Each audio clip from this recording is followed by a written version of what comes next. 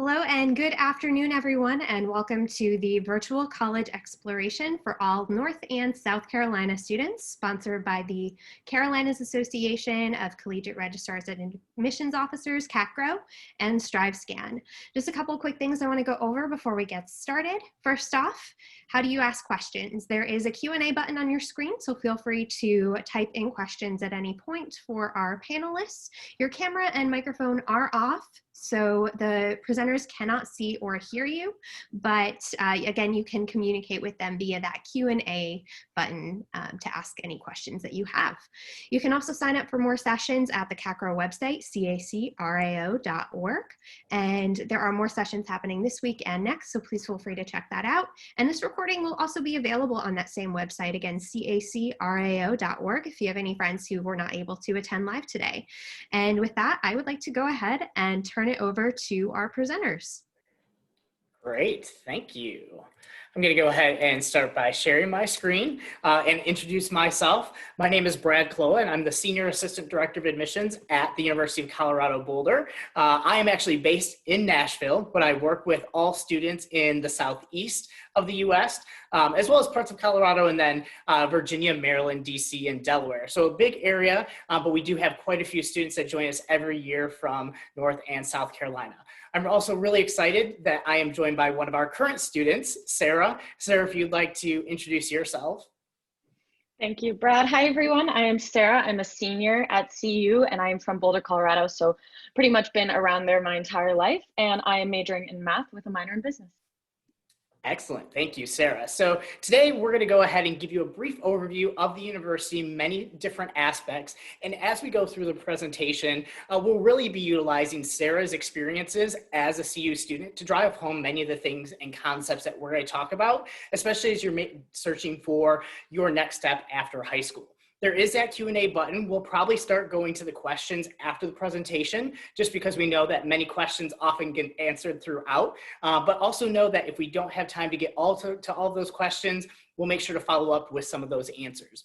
But what I want to start out with there is that big B Boulder on the screen there. If you're getting any information from us, or as you continue to get information from us, you'll see this B Boulder statement quite a bit. And for us, it's not just a clever marketing tagline based off of where we are, though that did work out pretty well for us, but really it's become a call to action for our current students, our staff, our faculty, but also for our prospective students to determine of all the things that they're presented with as opportunities at the university to forge their own path, to be innovative, to be creative, and to really have their own experience. And that's really what the things that Sarah is going to bring to the presentation today, how she's done just that at the university.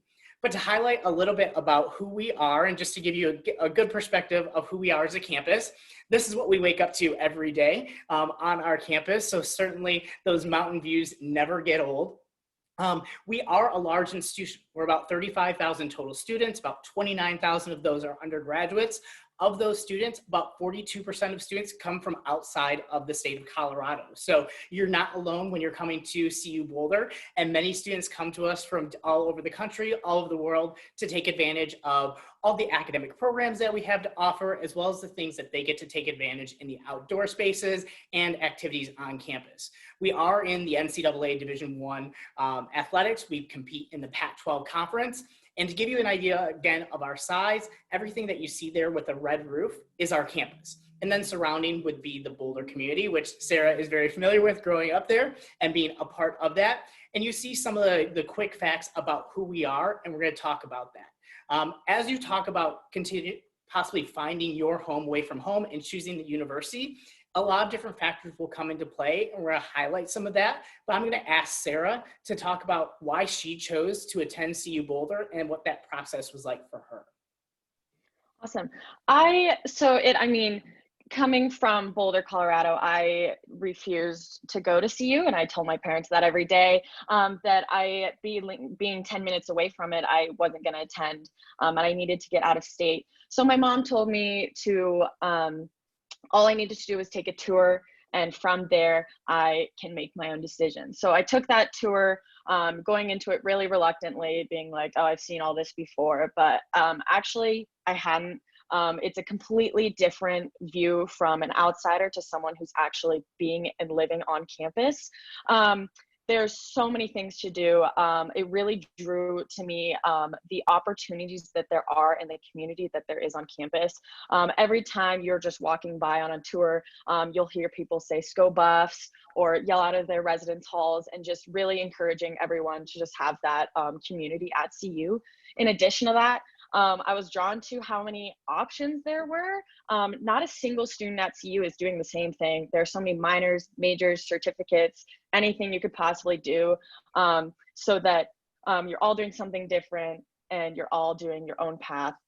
So I would say the most thing that drew me to CU was the community and the options. So I love that I'm 10 minutes away from home, but it definitely is that home away from home feel. So that would be why I chose CU majority.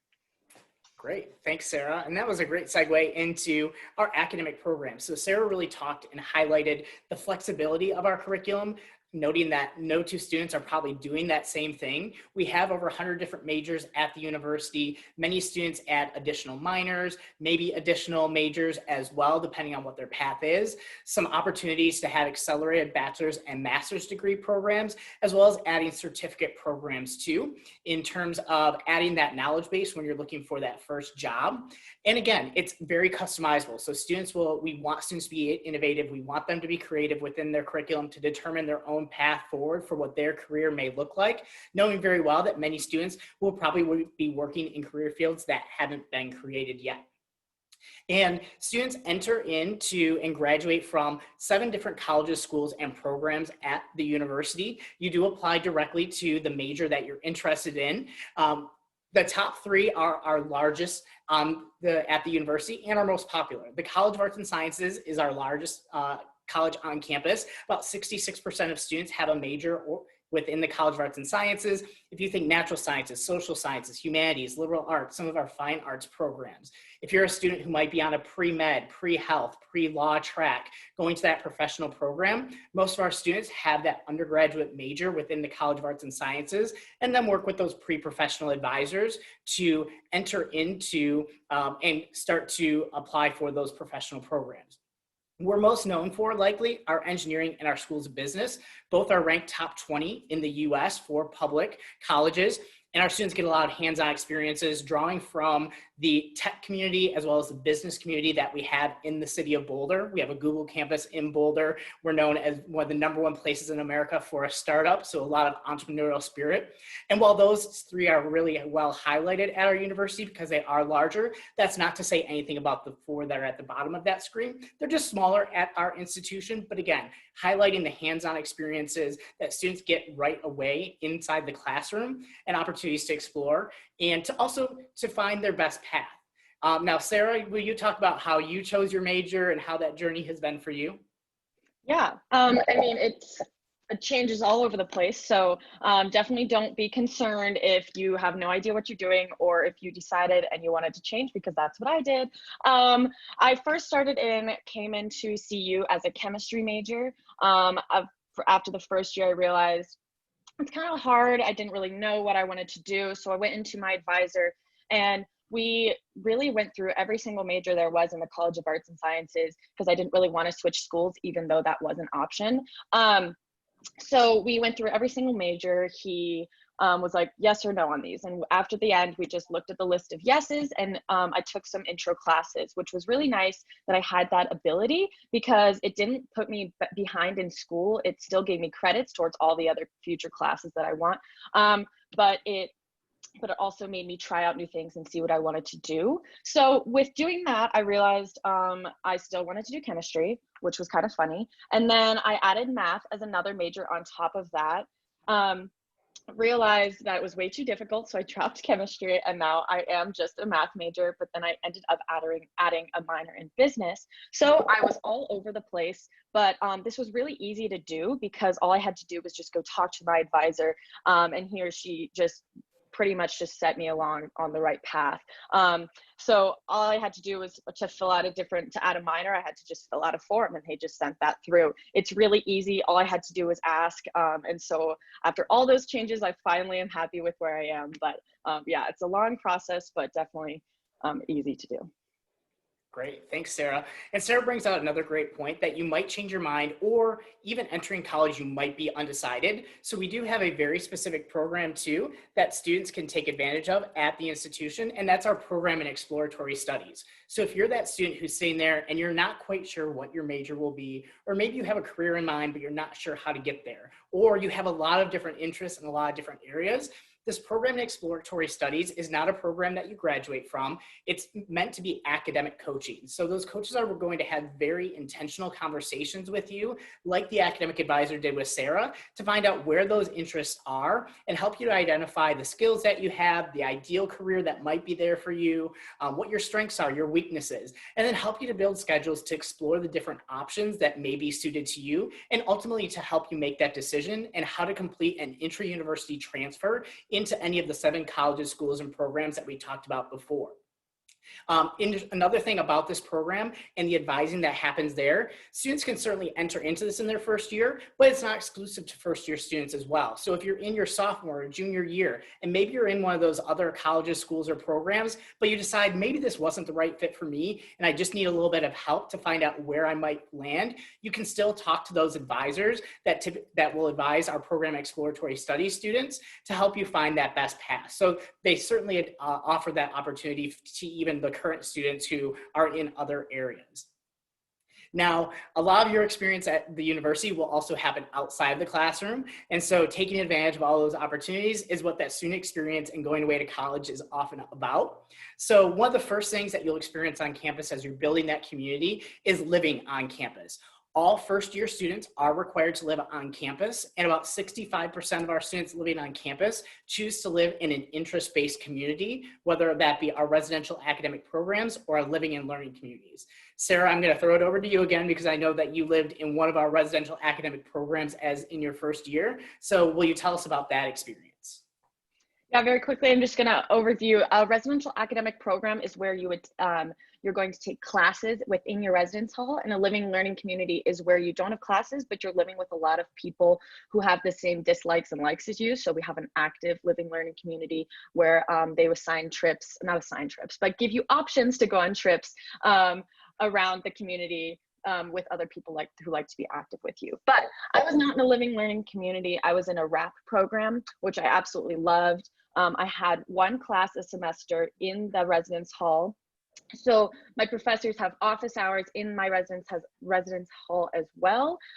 It's really easily accessible, and it caps it at 20 students. So it's a really nice segue from if you are a first year, you might have a couple lecture classes. So having those large classes coming from high school could be a little bit overwhelming. So I really appreciated that RAP class that was capped at 20 students. So I was able to still have that face-to-face contact with learning and meeting my professor and having that ability to speak to them really easily. So I loved having a RAP. I mean, biggest pro I would say about it is being able to wake up 5 minutes before class and coming downstairs to your class, which is right down your stairs. So love a RAP, but also living, learning, and community is great as well.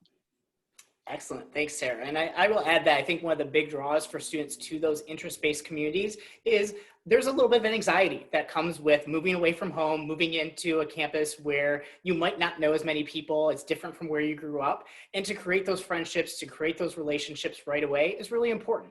And so when you move into an interest-based community, you know not only will your roommate have things in common with you, but everyone on your floor, everyone in your hall has something pretty big already in common, simply because you have that interest base within all that within common. And now you can build on the foundations of that. So it's very easy and very comfortable to knock on those doors and to meet new people as you move into a new environment. Other things our students certainly enjoy are the activities and the environment. Again, a big draw that we hear from many of our students is certainly what they get to wake up to every day. With 300 plus days of sunshine in Colorado, they get to take advantage and be outdoors quite a bit. Also, having just moved from Colorado to the South, I appreciated very much more from Colorado not having the humidity. So you have those benefits as well.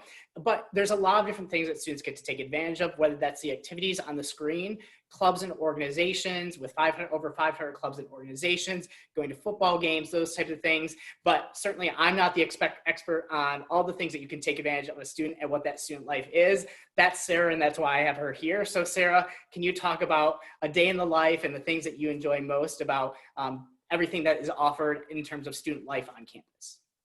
Yeah, I mean, this page definitely doesn't include it all. There's millions of things to do around Boulder. And especially, I'm just going to quickly include this, with being a student at CU, you get a bus pass. So even if you happen to be bored around the things in Boulder, which won't happen, you can travel a quick trip down to Denver with that bus pass and do some things around there or other places around Boulder. So, I mean, for me, I definitely use all of these things. Chautauqua mainly, I love to go on hikes in Chautauqua. It's just right up. It kind of looks a lot further than it actually is in this picture, but it's like a 20-minute walk up to Chautauqua from campus, I would say. But Eldora Mountain is another key thing that I also take advantage of. It's 45 minutes away from Boulder, and there's a bus right from Boulder for students to go up to Eldora. And it's the closest ski mountain. So, and you could like do a half day. So if you have morning classes, you could go skiing in the afternoon. It's really a nice place to take advantage of.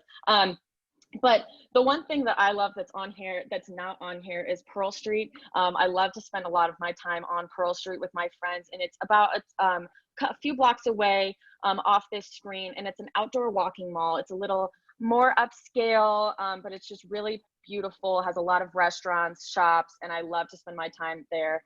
In addition to that, the hill is just right behind that creek path where that bicycle is. It's right there.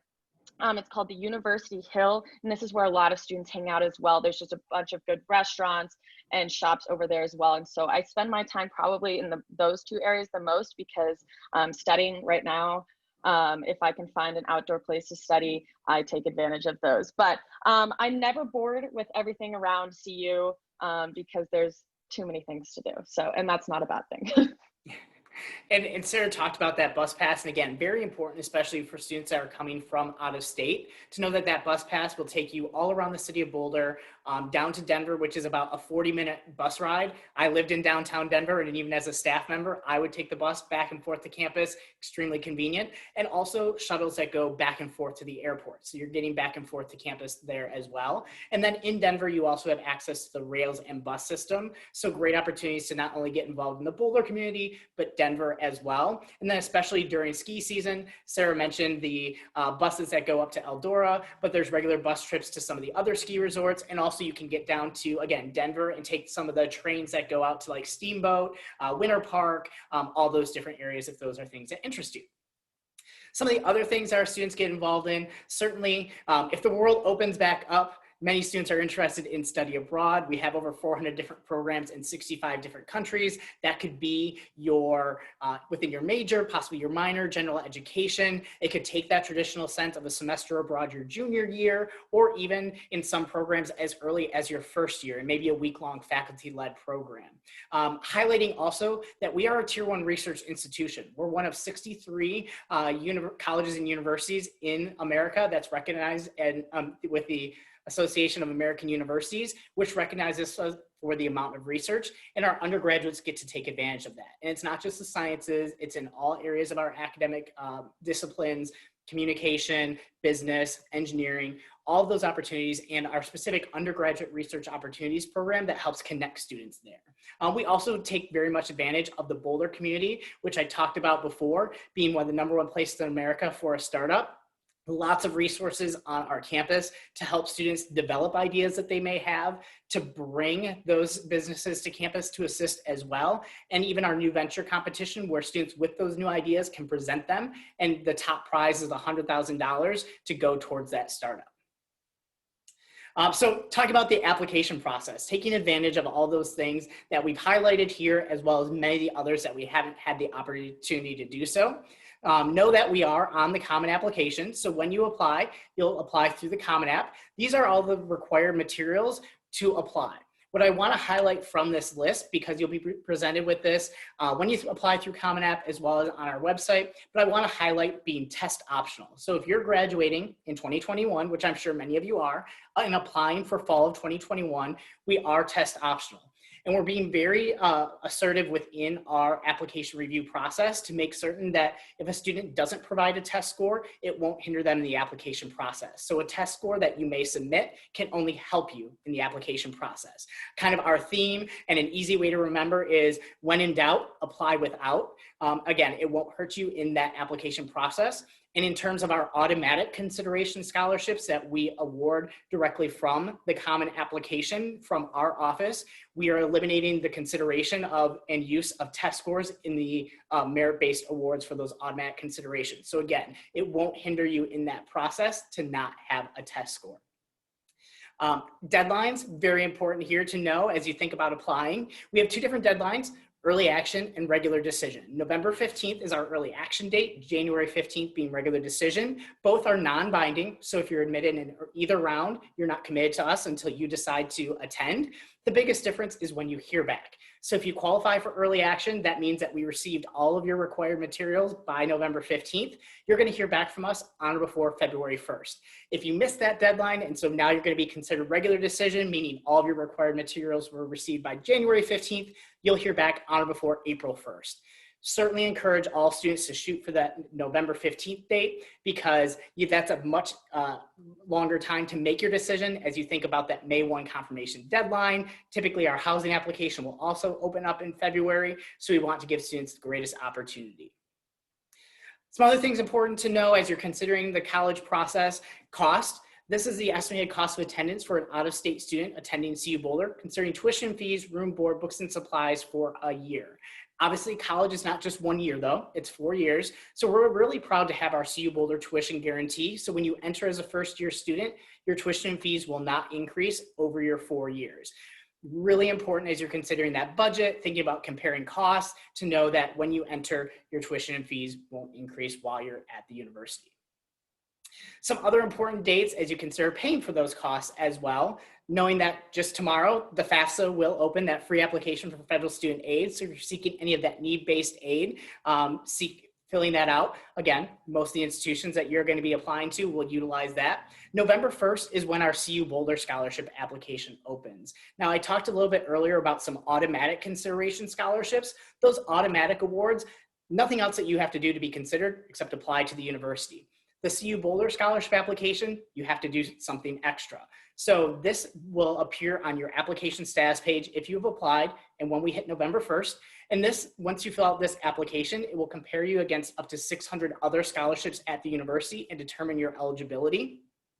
You'll also be presented, once you can fill out that general application, with some recommended opportunities.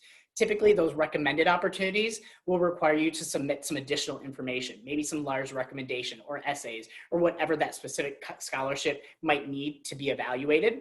Some important priority consideration dates for that is February 15th is when we encourage all students to have that scholarship application submitted, as well as the FAFSA. You can certainly submit those things after, but you increase your eligibility for awards if you submit by February 15th. So certainly something that you'll complete prior to potentially even hearing if you're admitted, and we don't want you to wait for your decision. That March 13th date that's there is for those recommended opportunities that I mentioned. So if it requires some additional materials to be sent, even if you fill it out February 15th, that general application, you'll have some time to submit those additional materials. But my piece of advice is always fill out that application as early as possible, just so you don't forget about it and you won't miss those deadlines. So talking about all the things that you experience as a student, both in and out of the classroom, really rounds out to you walking across that stage and entering that career or graduate school, or what that path may be after your 4 years at the university. And our graduates are well sought after and they're well prepared. As you can see, 92% of our students are employed in grad school and military service within 6 months of graduation. And 74% of our graduates who are planning to go to grad school are admitted to their first choice graduate program. A lot of this is done with the support of our Career Services Office, which many students often think of as something that they would use at the end, but it's something you can certainly utilize during your and early on in your academic career at the institution. Sarah, I know that you've had some experiences with Career Services. Can you talk about how you utilize them as well? Yeah, like a lot of other CU students, I figured like, oh, career, like I don't have to worry about that until I'm done with college, because I plan on not thinking about my career until I'm done with school. But that is definitely not the case. They do many things in addition to career. If you're just confused on what you have any interest in, like me, that is what I used them for. When I was very confused if I wanted to do chemistry or math or whatever I wanted to do, I went into them and I took a bunch of like personality tests and career tests that were free to me being a student at CU, that they administered to me, and it made me realize the correct path that I wanted to be on. And it was just really nice. All I had to do was go online, I made a little appointment, it was free, I used it for that day, and at the end of the day I knew a little bit more about myself. So that was really helpful. But yeah, a lot of people think that you just wait to the end and you are set to go on career services, but that is not the case. They are open to a year after you graduate from CU. So I do plan on using them as I continue into my career, but that's not just what they're there for. Excellent. Thank you, Sarah. And then this here is just a list of some of those companies that seek out our career services as well to help employ our students. So some pretty familiar names that you'll see there, obviously not an exhaustive list, but this is where some of our over 280,000 alumni are employed. Again, recognizing that strength of your experiences. Also, a lot of our colleges on our campus will help connect students with our alumni at these businesses and within the private sector, public sector, the nonprofit sector for internships and those different things too. So great opportunities wherever your path may lead.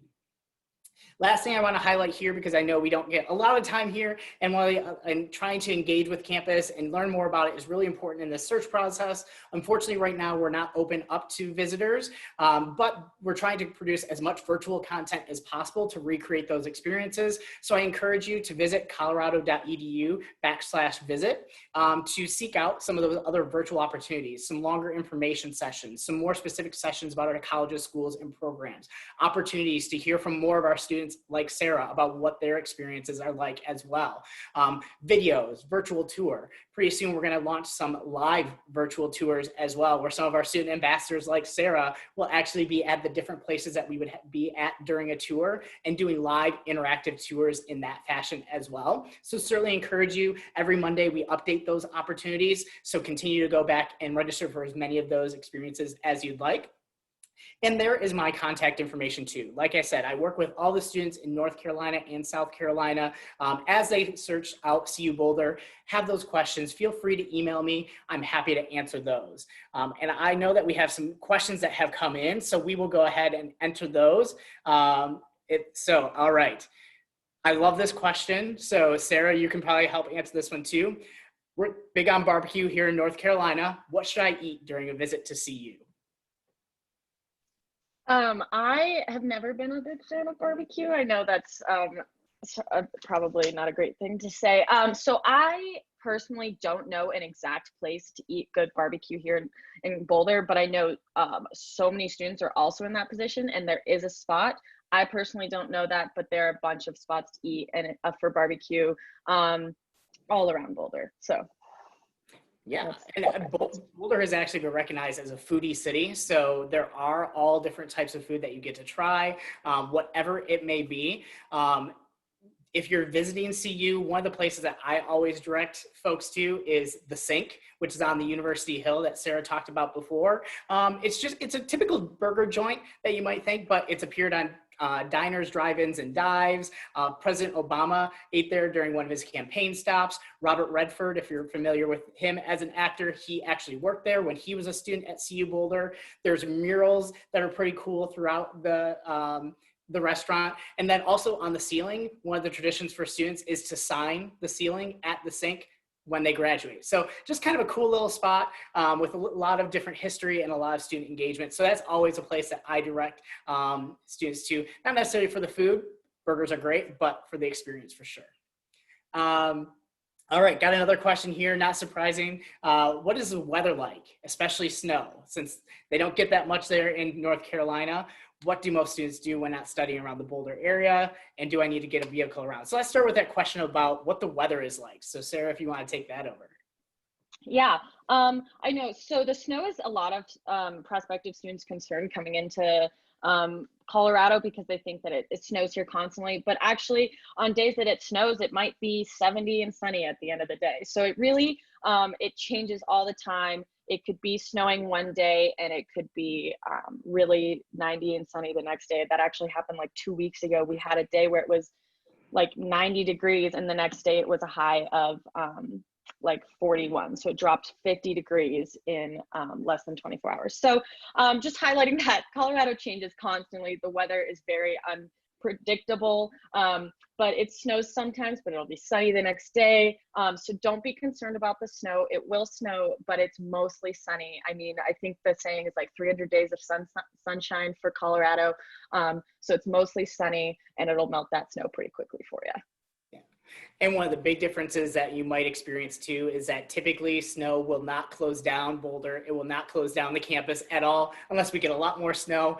We're pretty well equipped to clear those sidewalks, the streets, those type of things. So not something that we're used to in terms of the university closing because of weather that you might see a little bit more in the South. Another great part of that question was, what do most students do when not studying around the Boulder area? Yeah. This is a great question. It's really up to the student themselves. Some students will have part-time jobs on campus or off campus. I had a part-time job off campus on Pearl Street that I mentioned earlier. So that kind of took up some of my time. I definitely take advantage of everything else around Boulder for the rest of my time though. Right off campus where all those trees were in one of those pictures was Boulder Creek, and that is a very long path, and so I'll definitely take advantage of that for all my workouts.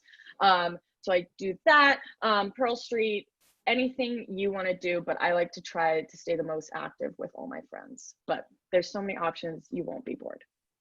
Yeah, I think it's definitely hard to say what do most students do because there are so many options. I certainly describe Boulder as pretty eclectic, so not being one thing to any one group of people, but many things to many different people. And I think that our students really take advantage of that. So even if it's something that they're not used to or maybe a new concept to them, they're really taking that advantage of what's presented to them in the Boulder area and in Denver. And I think that's a great description of our student body, is that they're extremely engaged. They want to learn from one another. They want to learn from the Boulder community as well. So they're extremely open to all of those experiences, and we're happy to be able to present them to them, not only on campus, but off campus as well. And then another part of that question, oh, go ahead. Oh, I just want to cut in, but really quickly, if there's happens to be something you are not interested in and there's nothing for you to be involved in at CU, which probably won't be the case, you can easily start something on your own. We have over 500 clubs and organizations, so things are constantly changing and reinventing. So definitely don't just get stuck in a rut and thinking you can't do anything. Start something new and get out there. Excellent. Yes, thank you. And then question also, do I need a vehicle to get around? Absolutely not. I would say most people do not have a vehicle. I have a vehicle just because my home is like 10 to 15 minutes away and I go there frequently. But I would say most students do not have a car. You do have the option, but I don't recommend that. With that bus pass, it is really easy to get around Boulder and go to Denver and DIA and all that. In addition to that, our campus is very condensed together. So it's really easy to walk from one end to the other, which is what I do. Or you can also do biking. Biking is huge. We have these bike stations around campus. So if you have any problems running into your bike and you need to get it fixed, they can do that for you. In addition to that, we have these red bikes, which are like the City of Boulder bikes. And by being a CU student, you have a free pass and you can just check out a bike and then return it at the next station. Some things you kind of seen around a city or something like that, but we have those all around campus. So it's really easy to get around Boulder, whether walking, scootering, biking. So you definitely do not need a vehicle, but there are options if you decide to need a vehicle for like that day. Yeah. And I would definitely echo what Sarah said. I typically don't advise any of my out-of-state students to bring their vehicle their first year, especially from where you're driving from. Having just made the move from Colorado to Nashville, I have experienced driving close to how far you would be going. And I think that drive out there for your, moving into college could be kind of cool, that cross-country road trip. But at the end of the semester, end of the year, when probably all you want to do is get home, you still have to make that drive back, which probably is not going to be as much fun. And again, because of all the things that Sarah said about being able to get around campus, especially in your first year when you might not have that vehicle or bring that vehicle, you have those opportunities. I would say most students that are from out of state will bring those vehicles sophomores year and beyond once they move off campus and have other options. But even our students who live off campus utilize that bus system to get to campus so they don't have to buy a parking pass. Moving on to some questions here. I'm going to take this one quick here. Kind of playing off, Sarah mentioned that she had a part-time job off campus. This question here was talking about work study on campus. So work study would certainly be something that is determined from that free application for federal student aid that you would submit. If that is presented to you as an option and you qualify for work study, there will be specific jobs on campus, and most of the jobs on campus are restricted to work study students because that is being considered as a way for you to either go towards your tuition, go towards your daily expenses, maybe especially if you live off campus, maybe it's going towards your rent, however you choose to spend it. Ultimately, you get it like a normal paycheck for a normal job. You're just determining how you would actually spend that. So there is an amount that would appear on your financial aid package that they're assuming that you would make if you choose to work in a work study job. It's not something that you have to take advantage of, but it's something that you could certainly look at as an option. But there's certainly other jobs on campus if you don't qualify for work study. Many of those areas that employ all types of students are dining areas across campus, the rec center, the library. And like Sarah said, many of our students work off campus. Many of our students even work down in Denver because they do have that easy and quick access down to Denver. So there are a lot of work options. I think one of the positives about some of the on-campus jobs is that ultimately they know you're a student and they have to work with your schedule, where off campus, you have to really be your best advocate to make sure that you're getting the hours that you need to not interfere with your classes or tests or other things that you might be involved in. All right, so Sarah, I'm gonna throw this question over to you. This student asked this one for his mother, so I really appreciate that, but is campus safe? That is a very common question and a great question. Bottom line, yes, I feel completely safe on campus. I'm just going to outline a few things that campus has in place to keep all students safe. First thing, we don't have blue light system because we found in the past that it was like used like 1% of the time in an actual emergency and people just called 911. So we don't have blue light, but instead of that, we do have campus police. There are the Boulder police, and then there are the campus police. So Boulder police aren't overwhelmed dealing with students and the city at the same time. We have our own police department that are just dedicated to CU students and keeping them safe. So you'll see them all around campus, driving around or walking through campus, just checking everything out. Especially at night, you'll see them. It's kind of funny. They like just drive their giant car on sidewalks just to monitor everything and make sure everyone's. They drive very slowly, FYI, but just to make sure everyone is safe. In addition to that, we have security that just monitors and walks through all residence halls and buildings at every night as well, just to make sure everyone's safe in those. We also just put out an app that all students should download. It is free to them, that where they can put in that they're like going on a walk or leaving a building, and if they don't hit a button within the amount of time that it would take for them to get home or something, then emergency or CUPD would come to that spot where they were last found. So it is all very safe. There are many things. I just like the fact that we have our own police department. They are available only to students and to us. So just knowing that they're there for us is really nice to have. So yeah, it's very safe. Everyone walks, not everyone, but there are people who walks around campus to make sure all the lights are lit. And if there's a dark place on campus, they will always implement a different light post. So just random things like that. It is a very safe campus. Great, thank you, Sarah. I just want to highlight that there are some folks who have submitted some pretty specific questions about certain specific academic programs. I want to let you know that I'll follow up with you once I get the list of those questions in your emails, so I can really highlight some of those specific individual majors that you had questions on or individual programs, and also to provide some links and some more information to those. So don't want you to think that I'm skipping over your question. Just want to be able to provide you with the best answers possible, and to also give as much information as possible to the entire group that's joined us today. Sarah, if you could describe the student and faculty in one word. That is a tough question, but I think that the word that describes it best is the word you said earlier, eclectic. Everyone, like I said earlier, is doing something different, is from a different background, all bringing different experiences into CU and creating a different experience from CU. So I would say, yeah, just creating a very eclectic community for everyone would be the best way I can describe that. Yeah. Excellent. Great. Thank you.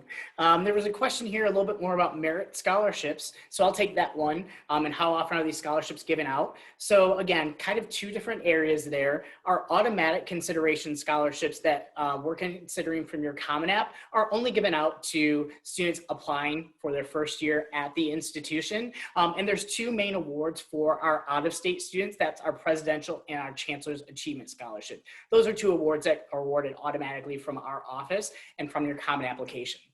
Now, that CU Boulder scholarship I mentioned is not just for first year students. That's something that each year that you're at the institution, even as a current student, you'll utilize to seek out those other scholarship opportunities. And again, there's over 600 of those that are listed there. So I certainly can't highlight what all those different ones are. Basically, there's going to be a lot of different offerings. Whatever a donor has made, they get to kind of determine that criteria. Many of the college and program specific scholarship opportunities are also listed there. So if you're a business student, you wouldn't see a scholarship opportunity for the School of Education. So it really kind of asks you all those questions and highlights those. There are some that are going to be really targeted to first year students, but then there's also going to be those that appear once you're actually a current student at the university as well. And the timeline for applying for that CU Boulder scholarship is the same timeline each year. So as you're going through it this first time, as you're potentially entering the university, you're going to do that every year the same way.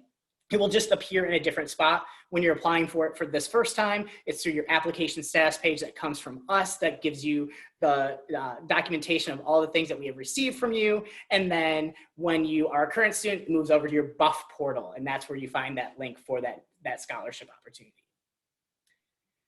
All right, got a question here, and I'm going to take this one too, Sarah.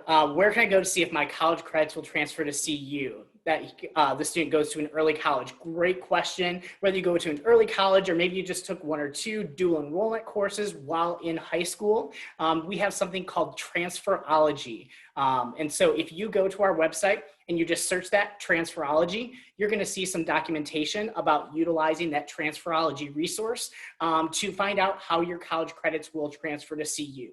Now, what you'll also see there is when you're utilizing that service, most of the courses that you'll see that have been evaluated are courses that we've seen students already try to transfer in. So if you don't see that listed as a college course that is transferring, it doesn't mean that it won't transfer.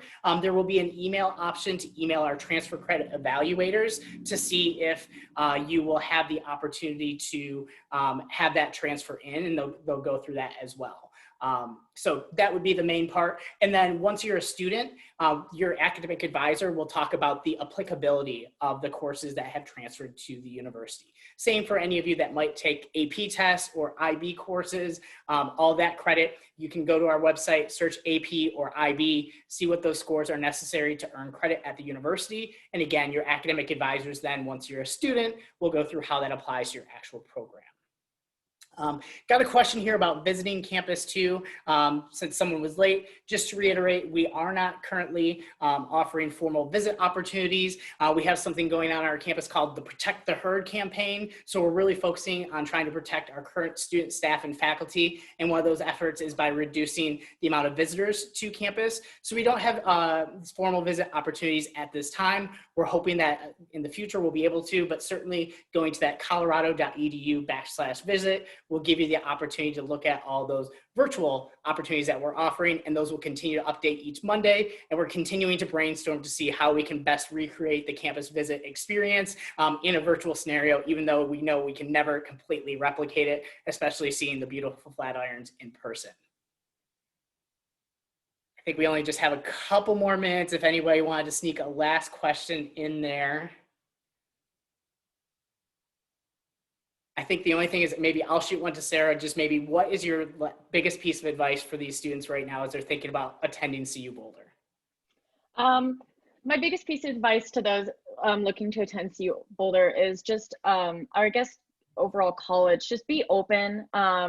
be really interested and trying to find your interest is really important, and just being happy where you are. So we would really hope for it to be CU. We would love for you to attend CU, but we really want to stress that like where you go to college is very important for who you are. So making sure you're comfortable there, happy there, and it is that home away from home.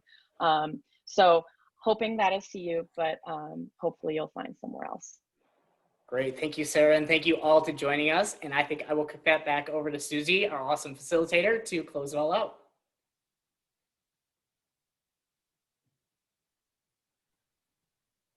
Okay, thank you so much for joining us today, and thank you for a great presentation. Thank you to our presenters this afternoon. Just a quick reminder, just to reiterate, the transcript of the questions will be sent to the presenters within about a week. So any more specific questions they were not able to get to today, they will be able to follow up with you. There is going to be a quick survey when you close out this window. It's going to be a 4-question survey, so we appreciate it if you are able to fill that out for us. And then you can also sign up for more sessions on the CACRAO website, CACRAO.org. And this recording, again, will be available at that same website, CACRAO.org, if you'd like to refer back to it, or if you have friends who aren't able to tune in live today. Thanks, everyone, again, and have a wonderful day.